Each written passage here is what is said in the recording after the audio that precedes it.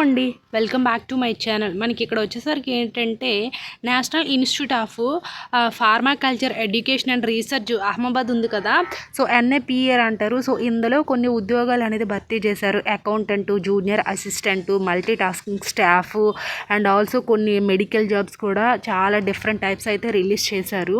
మనకి దీని యొక్క విద్యా అర్హత ఏంటి, అలాగే శాలరీ అనేది ఎంత ఇస్తారు అండ్ ఆల్సో ఏ డేట్ లోపల అప్లై చేయాలి, ఇలాంటివన్నీ కూడా నేను ఈ వీడియోలో అనేది ఎక్స్ప్లెయిన్ చేస్తాను. చివరి వరకు అనేది చూడండి. మీకు ఏమైనా డౌట్స్ ఉన్నా, అలాగే మీకు ఏ టైప్ ఆఫ్ జాబ్స్ కావాలన్నా సరే ఖచ్చితంగా కామెంట్ అనేది చేయండి. అండ్ ఆల్సో మన టెలిగ్రామ్ వాట్సాప్ ఛానల్ లింక్స్ అనేది ఇస్తాను, అందులో జాయిన్ అవ్వండి. ఎందుకంటే డిఫరెంట్ టైప్స్ ఆఫ్ జాబ్స్ అన్నీ కూడా పోస్ట్ చేస్తుంటాము, మీకైతే యూస్ఫుల్గా ఉంటుంది. కాబట్టి వెంటనే జాయిన్ అవ్వండి. ఫస్ట్ ఆఫ్ ఆల్ ఈ వీడియోని ఎవరైనా ఫస్ట్ టైం చూసినట్లయితే మీ వాట్సాప్ గ్రూపుల్లో షేర్ చేయండి. మీకు కాకపోయినా మీ ఫ్రెండ్స్ అండ్ ఫ్యామిలీకైనా యూజ్ అవుతుంది కదా. సో దట్స్ వై వెంటనే షేర్ చేసేయండి. ఇప్పుడైతే మన వీడియోలోకి అయితే వెళ్ళిపోదాం. ఫస్ట్ ఆఫ్ ఆల్ వచ్చేసరికి ఏంటంటే ఇక్కడైతే చూసేయండి ఏమి ఇచ్చారు వీళ్ళు. ఫస్ట్ ఇక్కడ చూడండి నేషనల్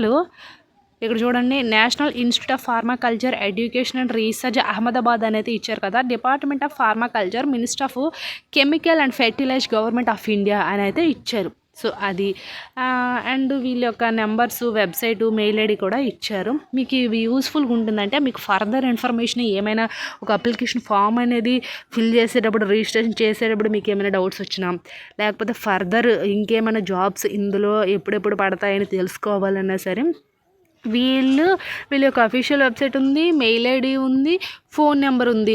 సో వీటికి మీరు కాల్ చేసి కానీ మెయిల్ చేసి కానీ వీళ్ళ యొక్క అఫీషియల్ వెబ్సైట్ అప్పుడప్పుడు చెక్ చేస్తూ ఉంటే మీకు ఫర్దర్ ఇన్ఫర్మేషన్ అన్నీ కూడా క్లారిటీగా తెలుస్తుంది. సో అదొకటి యూస్ చేసుకోండి. మీ యొక్క వీళ్ళు ఇచ్చిన అన్ని websites, phone numbers, mail IDs.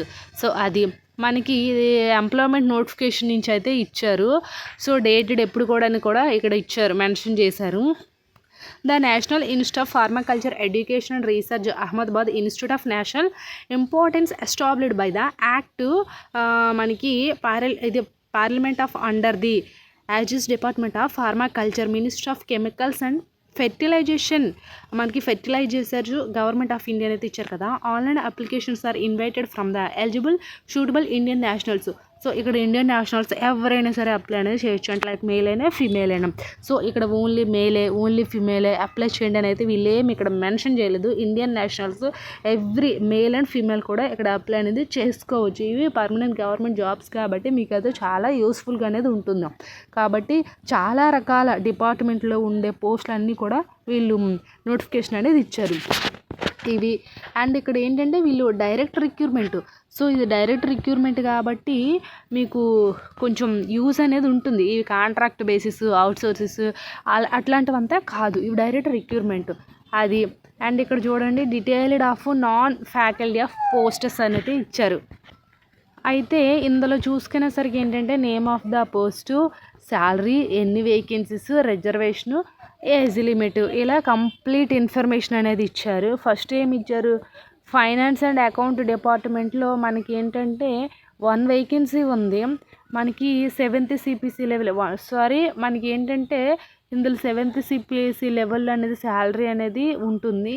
అయితే ఇందులో చూసుకుంటే మనకి 45 ఏజ్ లిమిట్ అయితే ఇచ్చారు.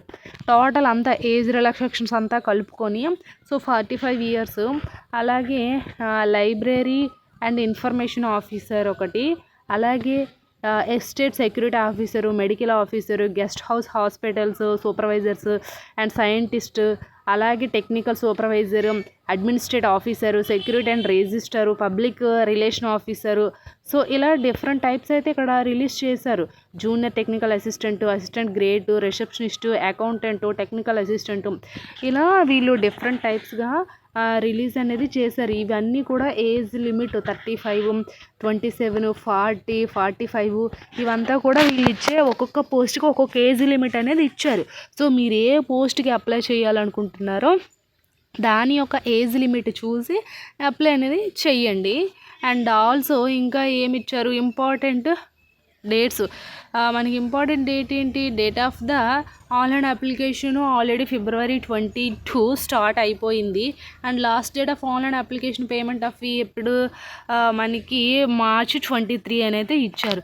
సో మార్చ్ 23 లోపల మీరు ఎప్పుడైనా అప్లై అనేది చేసుకోవచ్చు. అండ్ కొంతమంది హార్డ్ కాపీ అనేది తీసుకోవాలి. సో హార్డ్ కాపీ ఎందుకంటే మీకు హార్డ్ కాపీలో రిజిస్ట్రేషన్ నెంబర్ అనేది ఉంటుంది. అది ఆఫ్టర్ హాల్ టికెట్ డౌన్లోడింగ్స్ కానీ ఇంటర్వ్యూకి వెళ్ళేటప్పుడు కానీ ఆ హార్డ్ కాపీ నెంబర్ అనేది యూజ్ అవుతుంది. కాబట్టి ఖచ్చితంగా హార్డ్ కాపీ అనేది ఆన్లైన్ అప్లికేషన్ తీసుకోండి. అది ఎప్పుడు మార్చ్ 30 లోపల. సో మీకు అర్థమైంది అనుకుంటున్నాను. ఫిబ్రవరి 22 నుంచి మార్చి 23 వరకు మనకు 1 మంత్ అనేది ఇచ్చారు ఆన్లైన్లో రిజిస్ట్రేషన్ చేసుకోవడానికి. సో ఇది అండ్ మనం ఇంకా నెక్స్ట్ ప్రాసెస్ చూసుకునేసరికి ఏంటంటే ఇక్కడ చూడండి కొన్ని పోస్టులకి విద్యా అర్హత ఏంటో తెలుసుకుందాం.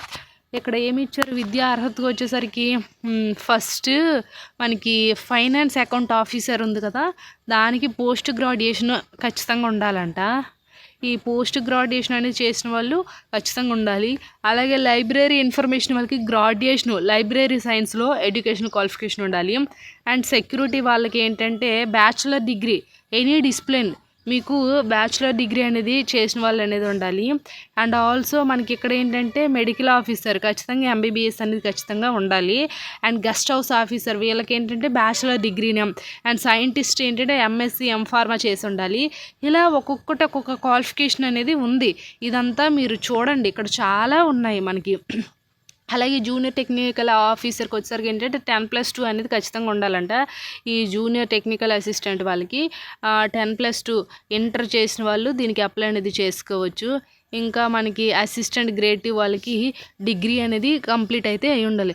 ఇందులో ఇంటరు డిగ్రీ మీద కూడా ఇందులో జాబ్స్ అనేది ఉన్నాయి. కాబట్టి మీరు అప్లై అనేది చెయ్యండి, యూస్ చేసుకోండి. అండ్ నెక్స్ట్ వన్ వచ్చేసరికి ఏంటంటే ఇక్కడ జనరల్ ఇన్స్ట్రక్షన్స్ అండ్ ఇన్ఫర్మేషన్ అయితే ఇచ్చారు కదా. ఏంటి candidates of only Indian nationals apply these are post అనేది ఇచ్చారు. These post so Indian nationals మాత్రమే దీనికి eligible. Pay levels mentions are the 7 central pay commissions అయితే ఇచ్చారు. మనకి ఎంత శాలరీ ఇస్తాము అని పర్టికులర్గా చెప్పలేదు. బట్ 7 CBC లెవెల్లో అంటే స్టార్టింగ్ ఒక 35-45 అట్లా ఉంటుంది శాలరీస్, మంచిగానే ఉంటాయి. సో అది అండ్ ఆల్సో ఇంకా చూడండి, మీ ఎవరైతే అప్లై చేస్తారో వాళ్ళన్నీ కూడా ఒరిజినల్ సర్టిఫికేట్స్ అనేది మీ దగ్గర ఉండాలి. అంటే స్టడీ కానీ మైగ్రేషన్ సర్టిఫికేట్స్ కానీ టీసీస్ కానీ ఒరిజినల్ సర్టిఫికేట్స్ కానీ అన్నీ మీ దగ్గర ఉండాలి. ఇంకా మీకు ఇందులో అంటే ఈ వర్క్ పరంగా ఎక్కడైనా ఎక్స్పీరియన్స్ ఉన్నా ఎక్స్పీరియన్స్ సర్టిఫికేట్ కూడా అడుగుతారు. అదొకటి. ఇవన్నీ చూసి మీరు అప్లై అనేది చేయండి. వీళ్ళ ఒక అఫీషియల్ వెబ్సైట్ లింక్ నేను కింద డిస్క్రిప్షన్లో ఇస్తాను. సో మీకు యూస్ఫుల్గా ఉంటుందని అయితే చెప్తున్నాను, ఒకసారి అనేది చూడండి. ఇది వీళ్ళ యొక్క అఫీషియల్ వెబ్సైట్ లింక్. ఈ లింకే నేను కింద డిస్క్రిప్షన్లో ఇస్తాను. ఇంట్రెస్ట్ ఉండే వాళ్ళు అప్లై చేసుకోండి. ఐ హోప్ ఈ వీడియో మీకు ఇన్ఫర్మేటివ్గా ఉంటే లైక్ చేసి షేర్ చేసి సబ్స్క్రైబ్ కూడా చేసుకోండి. Thanks for the watching this video.